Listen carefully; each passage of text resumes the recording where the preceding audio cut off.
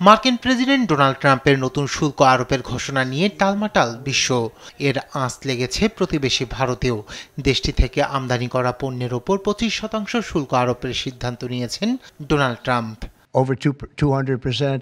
হঠাৎ এই ঘোষণায় ভারতের অর্থনীতি ও শিল্প খাতে বড় ধাক্কার আশঙ্কা করছেন বিশ্লেষকরা। বৃহস্পতিবার বিবিসির প্রতিবেদনে বলা হয়, ক্ষতির মাত্রা এখনও পুরোপুরি নিরূপণ করা না গেলেও ভারতের প্রবৃদ্ধিকে মারাত্মকভাবে ক্ষতিগ্রস্ত করতে পারে ট্রাম্পের এ পদক্ষেপ।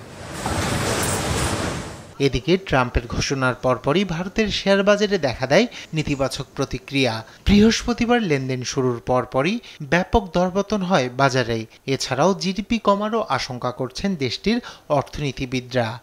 যুক্তরাষ্ট্রের প্রস্তাবিত শুল্ক ও জরিমানার হার আমাদের প্রত্যাশার চেয়ে অনেক বেশি। এটি ভারতের মোট দেশজ উৎপাদন জিডিপি প্রবৃদ্ধিতে বাধা সৃষ্টি করতে পারে। ক্ষতির পরিমাণ নির্ভর করবে এই শুল্ক কার্যকরের মাত্রার উপর। গেল কয়েক মাসে যুক্তরাষ্ট্র ও ভারতের মধ্যে বাণিজ্য চুক্তি নিয়ে কয়েক দফা আলোচনা হয়। ভারত যুক্তরাষ্ট্রকে সন্তুষ্ট করতে বোরবন হুইস্কি ও মোটরসাইকেলের মতো কিছু পণ্যে শুল্ক কমিয়েছিল। তবে $4,500 কোটি বাণিজ্য ঘাটতি ট্রাম্প প্রশাসনের নজরে পড়ে। ট্রাম্পের মূল লক্ষ্যই এই ঘাটতি কমানো।